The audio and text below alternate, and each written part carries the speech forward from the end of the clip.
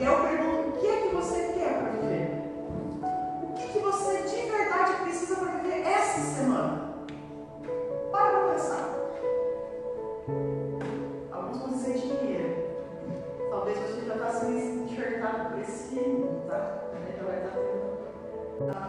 Isso é um mundo, né? Traz, às vezes, algumas imperfeições na nossa vida, né? Os nossos olhos acham isso bonito, contemplam a beleza da criação de Deus.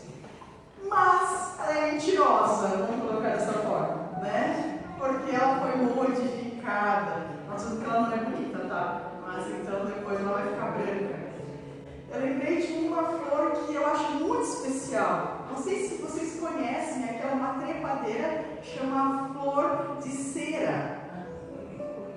Eu vou dizer rapidinho para quem não conhece, né? Algumas pessoas levantaram a mão. A flor de cera é uma trepadeira, então você coloca ela no chão e ela é bem fininha, tá? Ela não é uma trepadeira muito grande, não. Ela vai sair só literalmente um tronco, vamos dizer assim, né? Um ramo, e ela vai seguindo, e ela vai longe. E ela chama a flor de cera porque ela dá um buquezinho assim de flor, né? E aí dentro desse buquezinho várias florzinhas pequenas que parecem mesmo que estão contornadas por cera de vela mesmo, ela é bem bonitinha. Depois vocês olhem no vídeo lá, eu vou colocar a foto dela. Por que pensei em uma flor, vou dizer mentirosa, tá? Dos nossos dias, e a flor de cera? Porque primeiro você tem que pegar a flor de cera e colocar a muda no chão e torcer para ela pegar, porque ela não é uma muda fácil de nascer. E sabe uma coisa que para mim, né, não que eu sou ansiosa, mas eu gosto das coisas para ontem, ela é demorada, gente, ela é muito demorada para crescer. Assim, ela cresce muito pouco em um ano inteiro. E eu tive a experiência, então, de participar do crescimento dessa cera, não todo dia, mas eu ia visitar uma família a cada 6 meses, mais ou menos, e aí eu conseguia ver o tanto que ela tinha crescido em vários meses. Mas era interessante que a pessoa queria, com tanto carinho, aquela flor que foi buscar na casa de uma tia, muda e tal, e a flor nem tinha nascido ainda, já tinha preparado todo o caminho, né, onde a flor ia estar. Eu olhei o tanto que aquela flor tinha crescido em 6 meses para chegar lá da volta, né, num espaço, na área aberta, assim, se vai demorar a vida inteira. A pessoa já morreu, tá? Mas a flor continua crescendo lá, firme e forte, cada ano um pouquinho. O texto de Colossenses tem a ver com isso, esse crescimento constante, que nunca para, mas que é demorado sim. E Colossos, né? Colossenses é uma igreja que está na cidade de Colossos, eles experimentam isso. E o Paulo começa antes de puxar a orelha, que é os últimos capítulos, tá? Mas no primeiro capítulo, elogiando o crescimento dessa comunidade. Então o texto de hoje não fala para mim, uma pessoa, fala para nós. E aí, nos primeiros versículos, ele vai dizer assim: olha, eu conheço vocês, eu tenho ouvido o que as pessoas têm falado da igreja de vocês. E aí eu fico pensando, o que é que as pessoas falam da nossa igreja? Né? Se ele sair aí na rua agora, olha, eu sou lá da igreja luterana. Ah, igreja luterana! Assim, assim, assim. Por que eu digo isso? A nossa igreja, eu tenho escutado coisas muito boas, tá? Cheguei agora na cidade, eu pergunto, eu sou pastora da igreja. Ah, igreja luterana, isso é alguém elogista, que bom, né? Mas outras igrejas que a gente tem ouvido, né? Os noticiários, tá feio esse negócio de ser igreja, né? Eu digo de forma geral, tá? Não digo só a igreja luterana, por causa de tantas coisas que estão acontecendo. E eu acho que então esse texto não é só especial para mim, para nós, mas para a gente resgatar o que é ser igreja dentro dessa ideia de crescimento. Talvez a gente quer uma coisa muito rápida, só que não é verdadeira na essência. E quando passar o tempo, nós vamos descobrir que o negócio não é tão bonito assim, não que a branca não é bonita, tá? Mas a gente comprou sendo azul. Pronto, falei bastante, cara curioso do texto. Agora nós vamos abrir Colossenses, então, capítulo 1, desculpa, do versículo 1 até o 14, página 164. E assim diz, ó.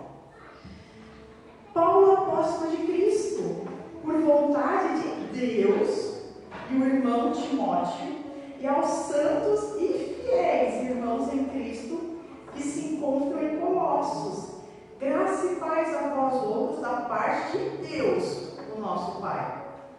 E aí, como que ele é conhecido, a igreja de Colossos? Damos sempre graças a Deus, Pai, nosso Senhor Jesus Cristo, quando oramos por vós, desde que ouvimos da vossa fé em Cristo Jesus e o amor que tendes para com todos os santos, por causa da esperança que vos está preservada no céu, da qual antes ouviste para a palavra da verdade do Evangelho, que chegou até vós, como também todo o mundo está produzindo fruto e crescimento. Tal acontece entre vós desde o dia que ouvistes e entendestes a graça de Deus na verdade, segundo fostes instruídos por Epáfras, uma pessoa que é o Epáfras, nosso amado conservo, e quanto a vós outros, fiel ministro de Cristo, o qual também nos relatou o vosso amor no Espírito. Versículo 9. Por esta razão, também nós, desde o dia em que ouvimos, não cessamos de orar por vós e de pedir que transbordeis de pleno conhecimento da sua vontade, em toda a sabedoria e entendimento espiritual, a fim de viver de modo digno do Senhor para seu inteiro agrado, frutificando em toda boa obra e crescendo no pleno conhecimento de Deus, sendo fortalecidos com todo o poder, segundo a força da sua glória, em toda a perseverança e longanimidade, com alegria, dando graças ao Pai que vos fez idôneos à parte que vos cabe da herança dos santos na luz. Ele nos libertou do império das trevas e nos transportou para o reino do Filho do seu amor, no qual temos a redenção e remissão dos pecados. Até aqui. Depois vai continuar, Depois vai puxar a orelha. Colossos, como todas as igrejas, não é perfeito, tá? Mas ela é importante também dentro do processo, como eu falei, de crescimento. Então, o primeiro ponto, que eu falei antes, como é que a nossa igreja é conhecida? Como é que as pessoas falam da nossa igreja? Vocês viram que o Paulo não conhecia provavelmente Colossos. Ele foi até Éfeso, E Éfeso para Colossos, Colossenses, para os Colossenses, era um caminho onde as pessoas seguiam para a Ásia, um caminho de comércio.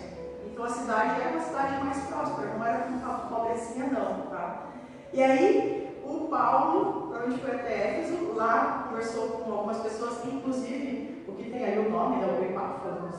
E ele era provavelmente a pessoa que levou a palavra de Deus então para essa comunidade. Só um pouquinho do contexto. E aí, logo em seguida, o Paulo dizia: olha, eu tenho ouvido falar de vocês. E com alegria, eu escuto o que as pessoas têm falado. E o que o Paulo tem ouvido falar dessa igreja? Quem prestou atenção? Da fé deles. Eu tenho ouvido, versículo 4. Ouvimos da vossa fé, não em qualquer coisa, em Cristo Jesus e do amor que tens para todos os santos. Sabe? Parece uma coisa tão, simples para nós que somos da igreja, Algo tão, mas tem que ser dito. Por que é que nós somos igreja? Senão para firmar a nossa fé e não em qualquer coisa. Eu tenho conversado muito com os jovens. Para nós, os adultos, é bem tranquilo dizer: eu acredito. Sim, não, Deus tem sido bom. Essas coisas que para nós já está fortalecido. Mas nós temos que dizer para as outras pessoas em volta onde está a nossa fé. E aí eu tenho dito, não só diga: eu acredito em Jesus Cristo. Eu sei o tamanho do meu Deus, que é Criador do céu e da terra. Entenderam? Nós estamos chegando no mundo que a gente está vivendo. Por isso que o Paulo dá nome às coisas. Você acredita no quê? Você vive por quê?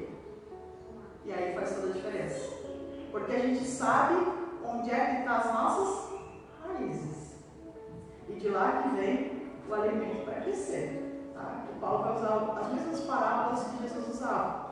E não só isso, porque o que nos nutre, o que faz a gente estar de pé, tendo Jesus como fundamento, não para em nós, vai além. E aí no mesmo versículo vai dizer, porque eu tenho ouvido como vocês são amorosos com as outras pessoas. Vou parar agora aqui, né? Perguntinha que não quer calar. Quando foi a última vez que você foi amoroso com alguém? Não no sentido de love não, tá gente? O amor cristão. O amor cristão, eu vivo dizendo, é aquele que faz. É aquele que morreu por nós na cruz. É um amor de entrega. Quando foi a última vez que você amou alguém, que você fez algo para alguém? E até tirou parte de você, ou do seu tempo, ou do seu dinheiro? Tranquilo? Se você ficou em dúvida, cuidado. Isso já deveria ter vindo na hora, assim, não hoje cedo, porque eu fiz isso. Não, ontem de tarde, porque eu parei o que estava fazendo para fazer isso. Porque tem consequência. Eu não estou dizendo que a gente tem que viver em função da outra pessoa, sabe? Mas eu tendo Jesus na minha vida, vai fazer eu não viver somente no meu umbigo, mas para tudo que está em volta. E aí a gente vai voltar para o texto de Deuteronômio. Lembra? O texto de Moisés sempre dizia do futuro, não de agora. Porque quando a gente olha só para a nossa vida, onde é que eu estou olhando? Para mim. E aí eu não consigo ver adiante. Então, quando a gente olha somente para o nosso ego, esse texto não é para nós pessoalmente, mas para nós, literalmente, em grupo, em pessoa, em igreja, nós perdemos muito. Porque Deus ele vai se revelar na minha vida como um propósito para agir na vida de outras pessoas. E aí é bem simples a lógica. Como eu falei, isso não está vendo algo fácil não.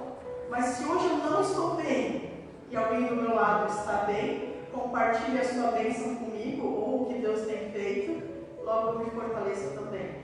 E aí o texto vai continuar, como é que vem esse fundamento, como é que a gente vai crescer, né, diante do amor de Deus. Primeiro, lá no versículo 4, ainda, vou ficar só no versículo 4 por enquanto, ele vai falar a fé, né, em Cristo Jesus, eu já relatei. Vai falar do amor que nós temos pelas pessoas.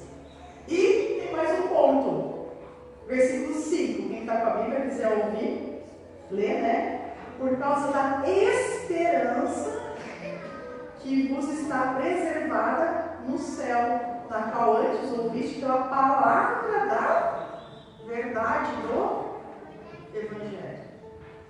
Sabe, se a gente vive sem, agora vou voltar no começo do nosso culto, né? Sem a palavra de Deus, nós vivemos somente o agora. Igual eu brinquei antes, né? A gente está com as Bíblias, agora eu vou deixar a Bíblia ali, né? Quando eu deixo sair do culto, deixo ali e vou para casa sem a palavra de Deus. Como é que vai ser a nossa semana sem Deus? Como é que vai ser a nossa vida sem Deus? Porque olha bem para os nossos dias. Quantas coisas nos enganam? Quantas coisas a gente acha que mas quando nós vamos dar um tempinho, vai esperar o negócio desabrochar, a gente vai ver que não era bem assim. Estou enganada? Ou é só na minha vida que acontece isso? Vocês viram, né? Não é só na minha vida. Porque é a realidade dos nossos dias. E não é de hoje não. Na época de Colossenses também já era assim. E aí ele vai dizer assim, olha, se a gente viver sem Deus, diante das situações que acontecem, a gente fica sem ação. Nós não sabemos como lidar com ela. Por quê? Porque é uma situação deste mundo, que a gente cantou antes, né? Lâmpada para os meus pés, é a tua palavra. E os últimos versículos vai dizer que eu preciso dessa palavra de Deus que é a luz do meu caminhar. E aí sim, quando a gente leva a esperança, eu sempre falo, a esperança tem a ver com esperar, e aí ao esperar a partir da palavra, esse texto é tão bonito, né? A partir da palavra do Evangelho, da boa notícia de Jesus, eu encontro a verdade que transforma. Um amor que morreu pela minha vida e não quer mais que eu viva em mentiras, mas que eu possa desabrochar, e não só isso, dar frutos, alimentar outra pessoa. Sabe, o texto é tão maravilhoso, e vou voltar de novo na flor de cerejeira e terceira, né? Não é fácil, porque tem que ter cuidado. E pensando numa flor, né, flor de cerejeira, então olha como é maravilhosa a nossa vida, olhando para o texto bíblico. Ela tem que estar na terra, a nossa vida tem que estar literalmente fundamentada em alguma coisa. O que nutre a tua vida? De onde vem o nutriente de uma planta? Da raiz, do solo, né? Onde é que você está enraizado? Onde é que você tem se alimentado? É na palavra de Deus? É em Jesus Cristo, que é a palavra viva? Tome cuidado, se não for neste lugar. Talvez você está se envenenando aos poucos, né? Como é que fica vermelho e azul, né? Quando você coloca uma água tingida. E você vai ter uma falsa vida. Mas então, quando nós somos alimentados pela palavra de Deus, pelo amor de Jesus Cristo, nós entramos num processo de crescimento. Eu usei o exemplo da flor de cera, né? Mas a gente tem que pensar numa árvore, porque o texto vai falar de frutos. E os frutos, elas alimentam outras pessoas, vamos dizer assim, alimentam pessoas, e ainda tem semente. E essa semente, Jesus vai dizer, que entra no nosso coração e cria uma nova planta, né? Ou seja, surge algo novo. E aí o texto vai continuar dizendo, então, no versículo 6, vou ler bastante o texto bíblico hoje, ó. Porque então essa palavra, essa esperança, essa fé, esse amor que nutre a vida de vocês, versículo 6, né? Versículo 5, 4 e 5. E aí ela chegou até vocês e não tem só feito diferença na vida, na tua vida, mas em todo o mundo. Está produzindo fruto e crescendo. Tal acontece entre vós desde o dia em que ouvistes e entendestes a graça de Deus na verdade. E segundo foste instruído, então, pela pessoa que estava à frente da igreja. Sabe, não tem mistério a gente viver a palavra de Deus. E aí sim, nós temos que viver a partir da palavra de Deus no sentido de buscar ela. Senão, a nossa raiz é cortada. E a gente pode ser enxertado em outro lugar. E o que vem com enxerto? Esses dias eu fui frustrada, porque eu fui comer uma laranja e tinha um limão. Vocês já passaram por isso? Na enxerto é isso, também é enganoso, tá? Você vai lá, coloca uma plantinha, depois fica enxerto agora, mas também é enganoso o negócio. E Deus não quer que nós tenhamos uma vida enxertada. Ele não quer que a gente se alimente de coisas que não são verdadeiras. Pelo contrário, ele tem como promessa a verdade.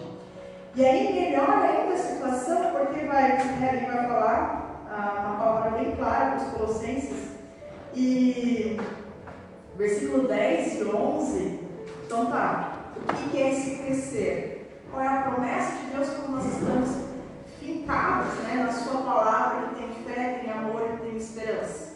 Qual é o fruto disso a partir do texto de Colossenses? Eu pergunto, o que é que você quer para viver?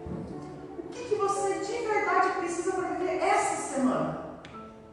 Para pensar. Alguns vão dizer dinheiro. Talvez você já está sendo enxertado por esse mundo, tá? Porque o Paulo vai dizer assim, olha, para viver essa semana, para viver esse, e eu estou dizendo não viver de novo eu, tá? Que eu preciso para viver, mas o que faz parte da minha vida como família, onde eu estou. Entende? Esse texto não fala de uma pessoa só. Vai falar de grupo, de pessoas reunidas. E aí vai ter que pensar no teu trabalho, na tua família. E aí o versículo, então, 10 e 11 vai dizer qual é o fruto, né, o que eu preciso para viver, o que Deus dá quando eu tenho fundamento. Ó, vou ler de novo só para a gente ver, ó. A fim de viveres de modo digno do Senhor, para o seu inteiro agrado, frutificando em toda a boa obra e crescendo. Agora crescendo como? Em pleno conhecimento de Deus, sendo fortalecido com todo o poder, segundo a força da sua glória, em toda a perseverança e longanimidade com alegria. Ou seja, pleno conhecimento, sabedoria e tendo boas obras, sendo agradáveis a Deus, com o poder que vem de Deus. Vocês sentiram a diferença? Dentro das nossas situações dessa semana, para resolver os nossos problemas, o que a gente precisa? Força? Deus prometeu. Precisa conhecimento? Deus prometeu. Precisa agilidade? Deus prometeu. Entende? Você tem situações que você vai viver essa semana que você nem faz ideia, Deus já sabe. E aí, a partir, de novo, da verdade que Ele quer caminhar conosco, Ele pode fazer diferença. Por isso, essa palavra é tão especial, principalmente hoje que nós temos a Santa Ceia. O convite para a Santa Ceia é justamente nós olharmos hoje para a nossa vida. A gente nem faz ideia as coisas que vão se apresentar no nosso viver. E aí nós podemos escolher hoje se nós queremos viver dentro das mentiras, das situações deste mundo que são enganosas, ou se nós queremos caminhar cada dia firmes, com fé, amor e esperança, crescendo em pleno conhecimento, poder, sabedoria e algo que não fica só para nós, mas que é experimentada por todos, ao ponto de chegar a mais de 300, 500 quilômetros onde tal pode dizer assim: eu conheço vocês, as pessoas estão falando de vocês, porque as pessoas têm visto como vocês são bondosos, amorosos, vocês são diferentes. E eu sei que isso não vem de você, mas vem daquele que está na tua vida. Por isso, se você quer que esse Jesus vá junto de você, mostrando a verdade, te libertando, dando conhecimento, sabedoria diante de algumas situações, e dentro disso, crescendo, de forma devagar às vezes, mas continuando crescendo, firmados, você é convidado para esse tempo de ceia. Que Deus possa abençoar nosso crescimento a partir da sua palavra, e que nós possamos buscar diariamente esse Jesus que é a palavra viva, porque Ele é o caminho, a verdade e a vida. Que assim seja. Amém.